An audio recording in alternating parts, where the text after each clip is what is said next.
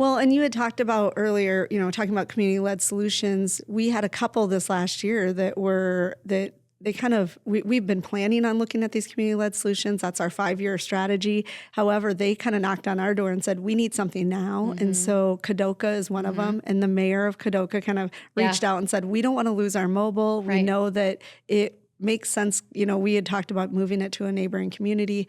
We have too many people here. How can we help you? And so they became a community-led distribution, which means we bring the truck of food. They get it out to the families. And so they took it on. They said, no, we don't want to lose this in our community. And so the community rallied around, and the mayor of that community really led that challenge. Yeah. And so that's a way that communities know what their communities need. They step up when their communities need support. And that's what we're asking. And so we're asking to work together to get this work done.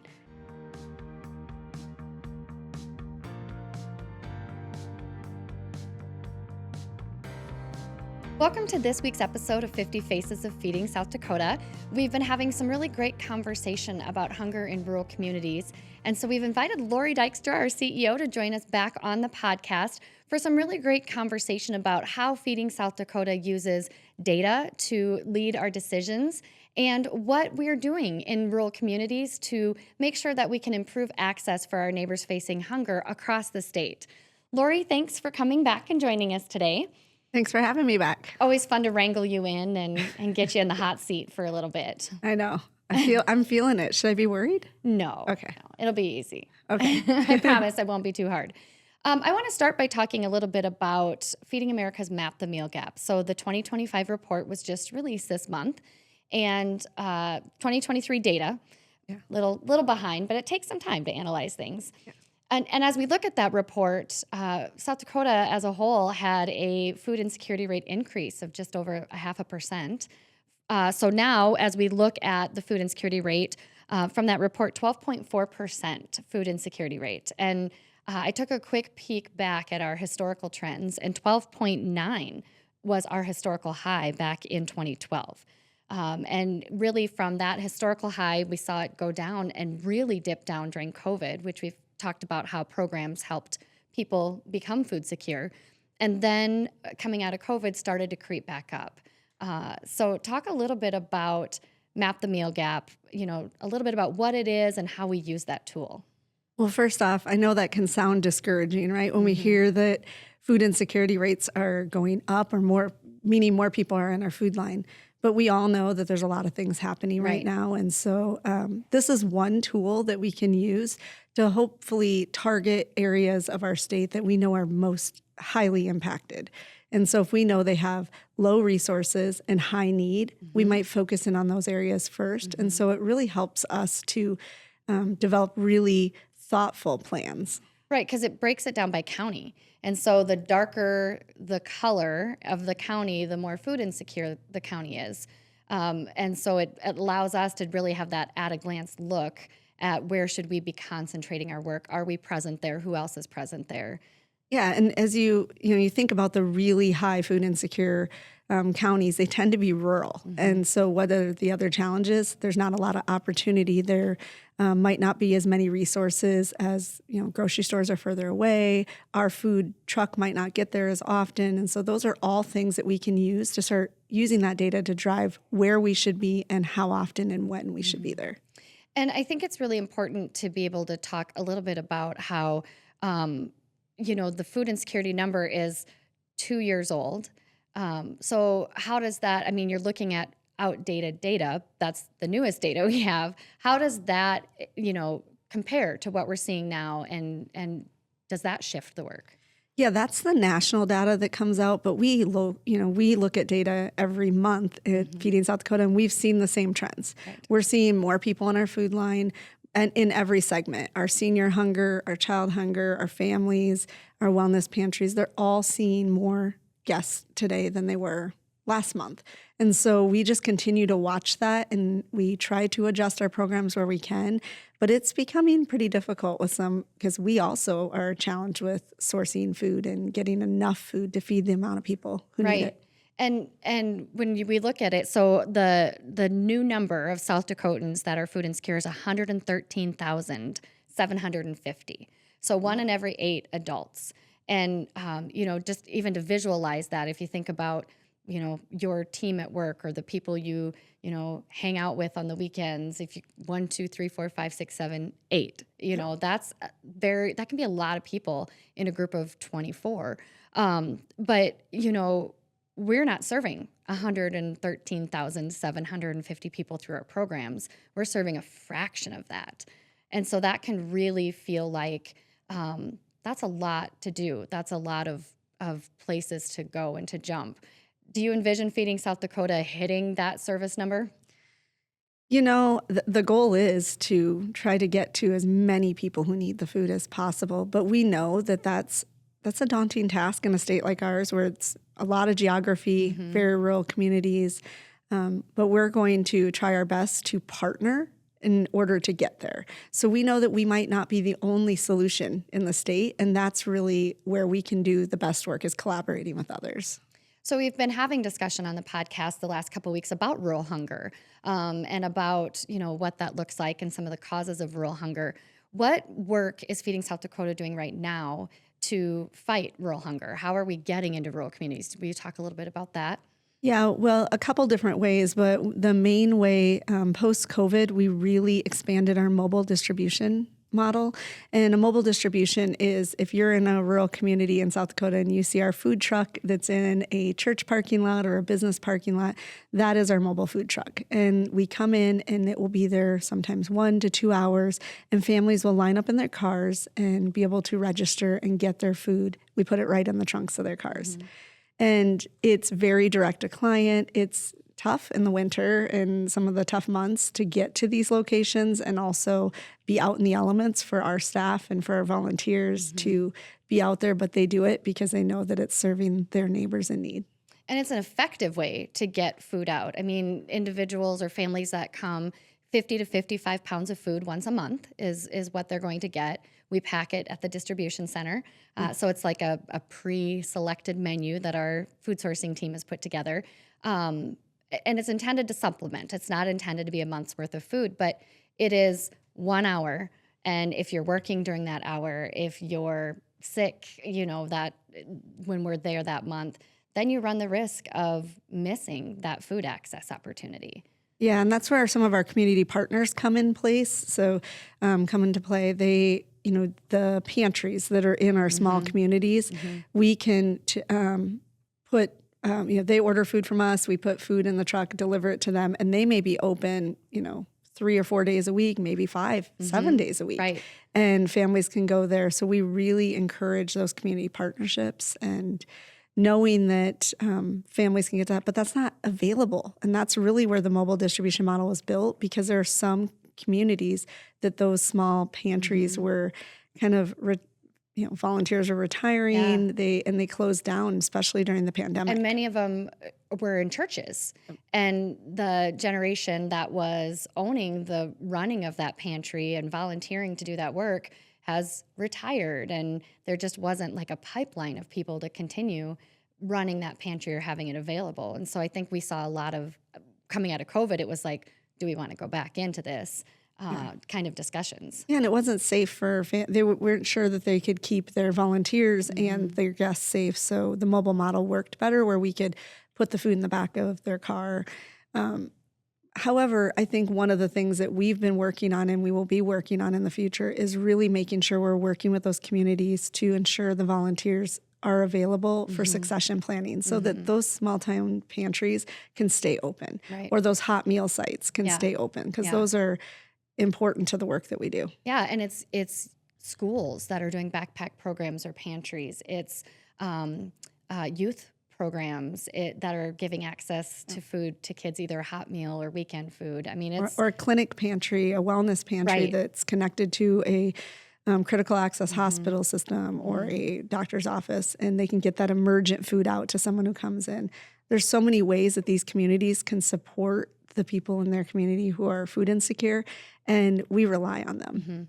So, the mobile food distribution really took off during COVID. It was a great response to COVID. It was effective. It was safe. We got food into communities where grocery stores, restaurants, if they existed, were closed. Maybe they didn't exist, because that is a challenge in rural communities. But, in the last 50 years, Feeding South Dakota has transformed many times the way in which we're delivering.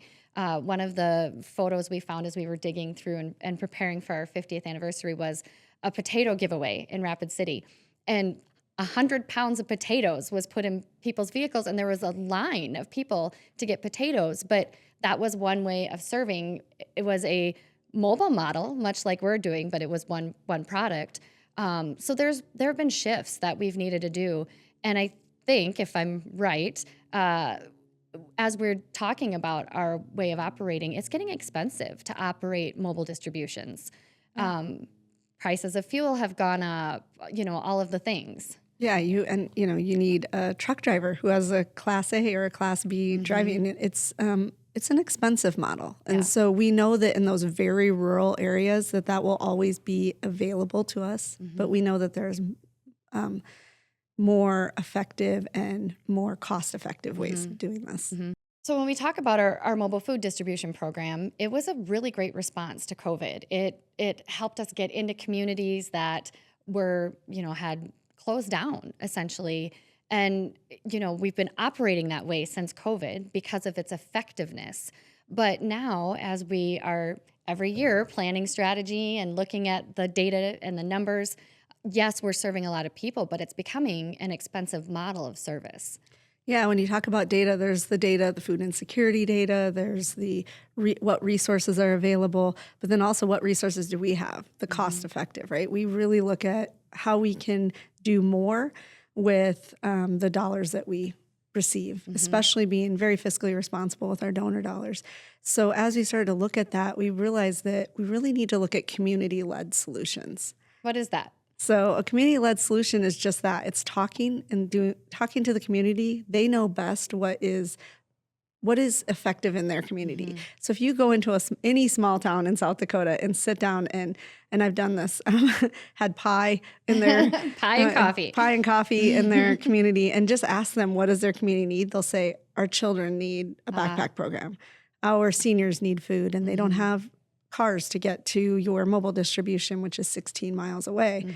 And so you start talking to them and they'll tell you what the solutions are. And so bringing those community resources together, and we have some really great examples of how that's worked effectively already, but that's what we're going to do. We're going to sit down in the communities that are hardest hit with food insecurity and say, how can we be effective in partnering and working together at the right solutions, giving more greater access to food in your community? Well, because at the beginning of this fiscal year, we had to merge some locations, and that, those are difficult decisions to make.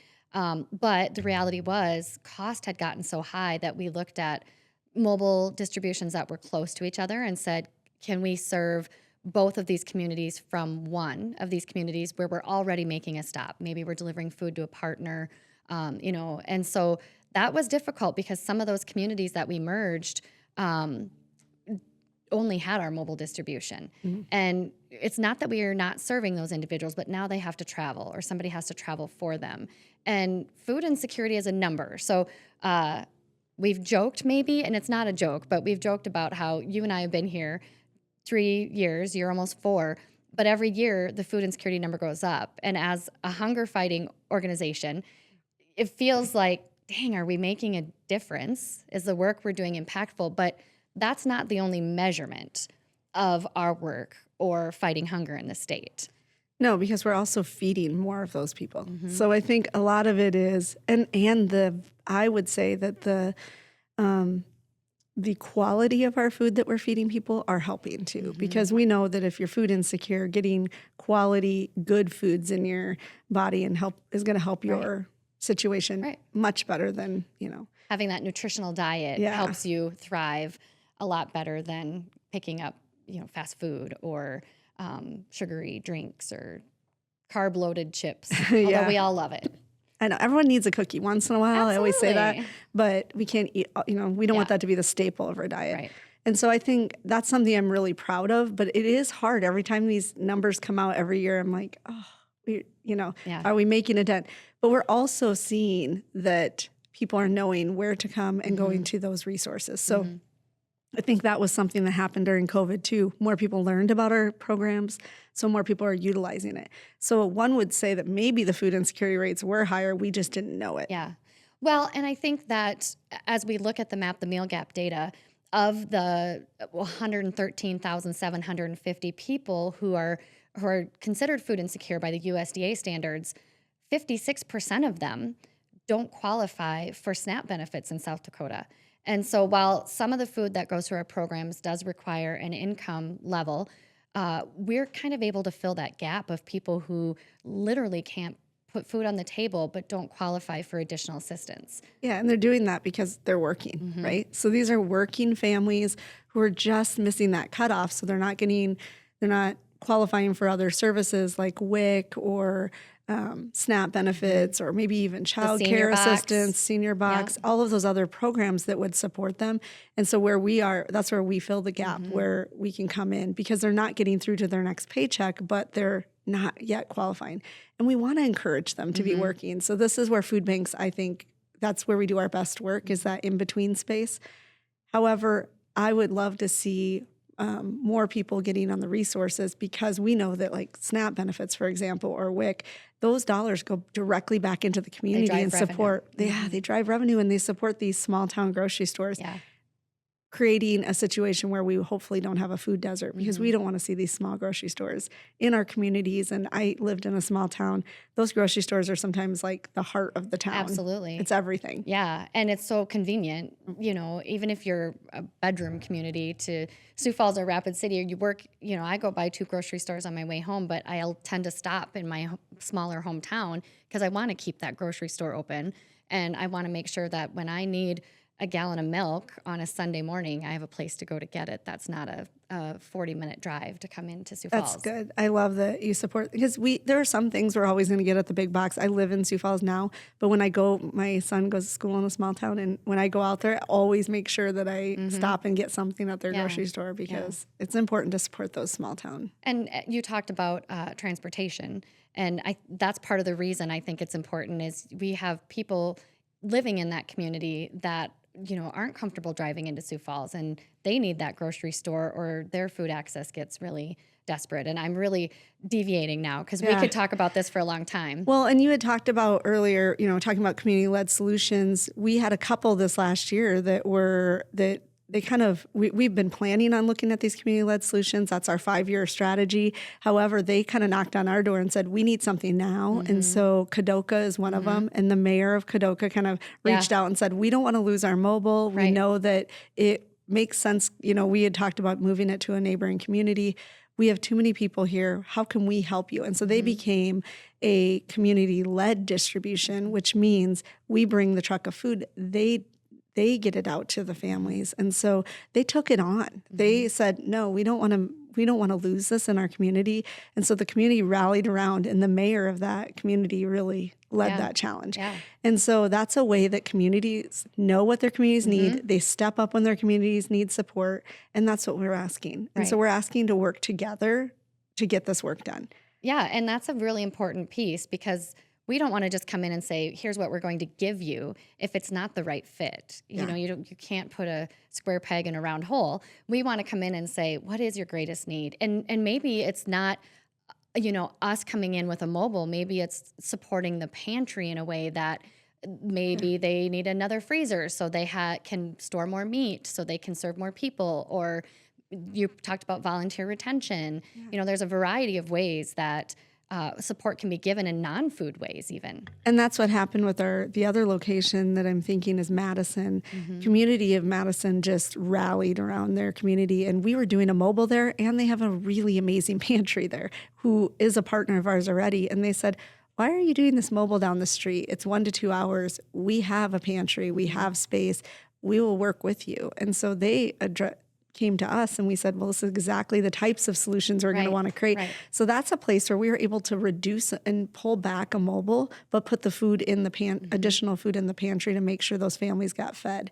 And now we can take that resource, that the trucking hours and the time that we were spending with our staff to lead that mobile distribution for 2 hours, which really takes longer because you have to drive there, you have to unpack.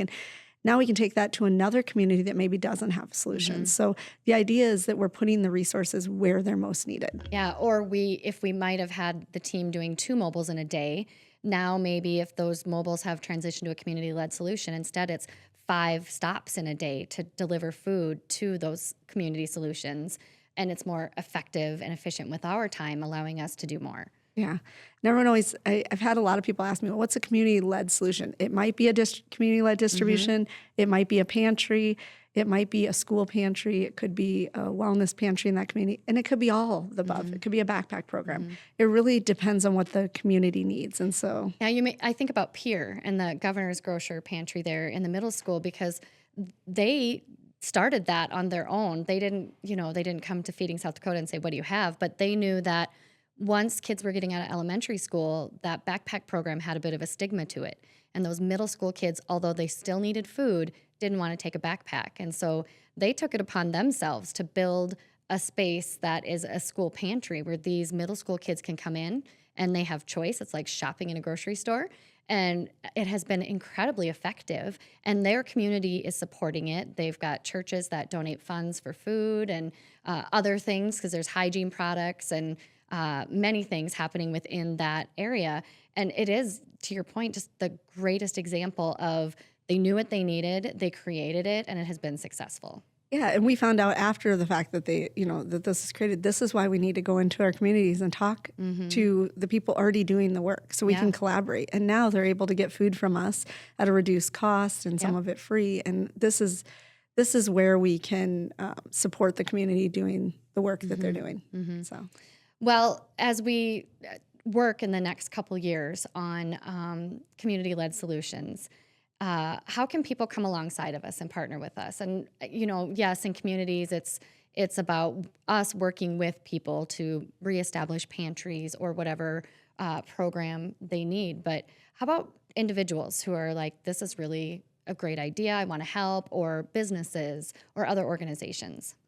Yeah, I think there's a lot of ways you can help. I think, maybe time is what you have. And I think if that's what you have, then you should be, let us know. You can volunteer right in your community. You don't have to be in one of our distribution sites. You don't have to be in Pierre or Rapid or Sioux Falls, but you can volunteer at that mobile distribution. We can connect you with the partner in your community. We can work with you to find a volunteer role for you in that community. But then if you do have the resources, $1 goes a long way. And so I always tell people it's one of the most effective ways you can help us. We know that we can buy a lot more with $1 than you can go into the local grocery store, and that would support a lot more families. I think it's still $1 provides groceries for up to 3 meals. Up to 3 meals. And that's pretty impressive in this time. I know that that's getting tougher for us, so we might be getting closer to 2.5 to 3. I don't know. But we work really hard, our food sourcing team, to get those dollars to be most effective. So just know that if you are able to donate dollars, I always say we're privately funded. We're a privately funded organization. And what that means is we are funded on the generosity of our neighbors who are wanting to support their neighbors who are fighting hunger. Yeah, and we already have requests from our current partners, community partners, that they want more food because we're seeing an increase in our programs. They're seeing an increase in usage as well. So that's an important part of this transformation. Yeah, and these dollars, so if your business or an individual is donating to us, part of what you can be a part of in this next 5 years is helping us get those dollars to put that freezer in the pantry in your community or get shelving so they can take on more food. Maybe the school pantry needs shelving, a freezer, a cooler, whatever that need is. We're going to be putting dollars directly back into the communities, and I think that's where the work needs to happen. So yeah, and it makes me think of some of the mobiles I've been on where, I'm working alongside the volunteers in a rural community, and they'll say, oh, so-and-so didn't come today. I wonder what's going on with them, they know who needs that food access, who it's important to, and they want to do whatever they can to make sure it gets to them. And so I think it's just a great plan to turn it back to the community supporting the community. Yeah, and we did this community assessment a few years back, which led all this work. So we started out with why data is important, right? We sought out the data. Where are the locations in our state that have high need, low resources. And so that's a roadmap for us. Yep. We're able to use that data to say, here's where we need to go first. We can't get to everywhere right away. It's going to take some time. But we know that as we fundraise over the next 5 years for these initiatives, that we're going to get to those highest need areas quicker. And really, it's also about the community being ready. It's about the community, like Madison raising their hand and saying, hey, we're ready before we were even ready ourselves. So we had to get ready, right? And also through that community assessment, there was conversation with our current partners to say, what could Feeding South Dakota do to support you, or how could Feeding South Dakota fight hunger, better in your community? And it really did come to that feedback of, we're here to do the work. Let us do the work. Yeah. You came in during COVID and built this mobile, really great mobile, but we actually would rather have it in our community and led by our community. And we're like, okay. So, and they're the ones that said we needed freezers. We needed all these things. But we need this. But we need this. And so it wasn't us just deciding what's needed. It is a collaboration. It is us working together with the communities. And that's where we're going to see hopefully those food insecurity rates go down, because communities will have the resources right in their community and not relying on it coming from further away. So if somebody is in a community or knows of a rural community that doesn't have any food access options for people facing hunger, maybe there's not a pantry, maybe we're not there with a mobile, there's nothing going on, but there's a need in the community, how would you recommend they get started? Well, first of all, I would reach out and talk to your community leaders. You know who your community leaders are. It's usually if it's a very small town, it's someone at the school, it's someone, it's at maybe at one of the churches, and see if there is something that maybe you don't know about. Because sometimes I think we've had some people call and say, there's nothing in my community. And we're like, well, actually, we deliver backpacks there through this partner. It might not be Feeding South Dakota's program, but it was a partner who got food from us who put backpack food in there. So ask that question, but always call in to talk to us. We have community partnership team members who have specific territories, and they will, so say you're in, Brookings, South Dakota, or in, Kadoka, you would call in and you would get your representative, and they can look and say, here's other resources that are Feeding South Dakota and who aren't Feeding South Dakota. Or, yeah, you're right, there's nothing here, and let's sit down and start the conversation. It does take some time, so I just ask that you're patient with us and know that just because you call that we can't, obviously stand up a new pantry tomorrow. We're trying to feed people in a time when resources are low for us as well.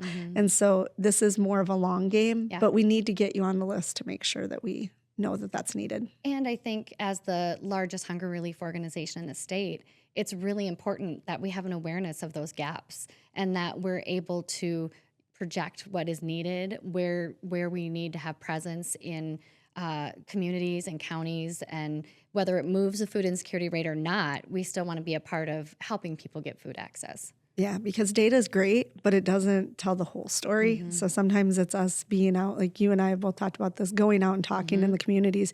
You learn things like about the governor's pantry, or we learn about that family who might be in a very rural, on a reservation that's struggling that we didn't know about. So the data can only tell you so much, but we know that it's an important piece. It's one tool in our toolbox. And as hard as it is for people to ask for food help, when there's a solution already in the community, that makes it just a little bit easier. Yeah, for sure. Well, thanks for coming back today. Absolutely. Thank you for joining us for this week's episode. We are going to, over the next few weeks, have conversation with some of these community partners who have been taking action to transition to community-led solutions and share about why that's important and how they're making that work.